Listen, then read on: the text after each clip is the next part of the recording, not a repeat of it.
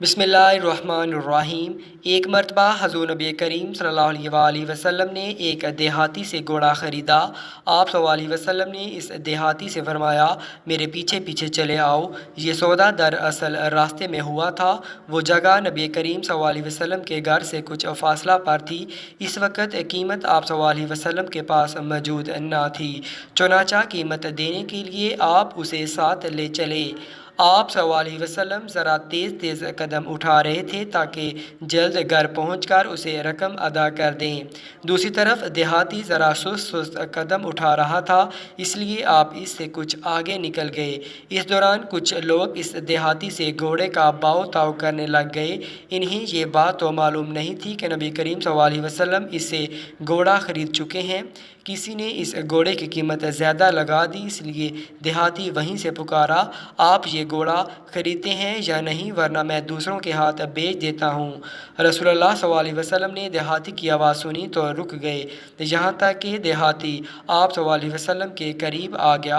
आप सल्लल्लाहु अलैहि वसल्लम ने इससे फरमाया, तुम तो घोड़ा मेरे हाथ पहले ही फ़रोख्त कर चुके हो। इस पर वो मुकर गया, बोला, नहीं, मैंने घोड़ा आपके हाथ नहीं बेचा। आप सल्लल्लाहु अलैहि वसल्लम ने फरमाया, तुमने घोड़ा मेरे हाथ फ़रोख्त किया है, मैंने ये तुमसे ख़रीदा है।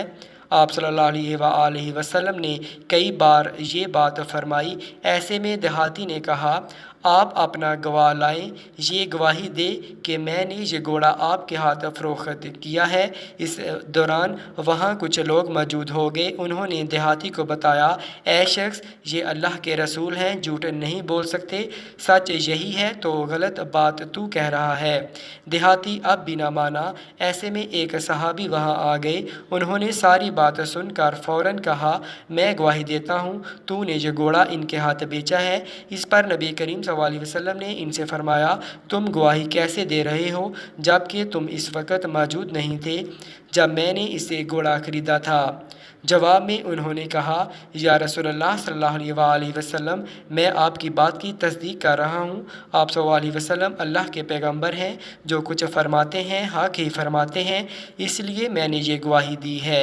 रसूलुल्लाह सल्लल्लाहु अलैहि वसल्लम ने इनका इखलास देख कर फरमाया, आज के बाद ख़ज़ाइमा जिसके हक़ में या ख़िलाफ़ गवाही देंगे, इनकी गवाही ही काफ़ी होगी, क्योंकि इनकी गवाही दो आदमियों की गवाही के बराबर है। इस दिन से ये सहाबी यानी हज़रत ख़ज़ाइमा बिन साबित ख़तमी रज़ियल्लाहु ताला अन्हो ज़ुश्शहादतैन यानी दो गवाहियों वाले मशहूर हो गए। हज़रत ख़ज़ाइमा रज़ियल्लाहु ताला अन्हो का तअल्लुक़ कबीला औस से था। वालिद का नाम कबसा बिन औस था। नबी करीम सल्लल्लाहु अलैहि वसल्लम के मदीना मुनव्वरा में तशरीफ़ लाने से पहले हज़रत मसअब बिन उमैर रज़ियल्लाहु ताला अन्हो की तबलीग के नतीजे में मुसलमान हुए। इस्लाम लाने के बाद उन्होंने बुतों से शदीद नफ़रत महसूस की। उन्होंने एक परजोश साथी उमर बिन अदी रज़ियल्लाहु ताला अन्हो को साथ लिया और बनु ख़त्मी के तमाम बुत तोड़ डाले।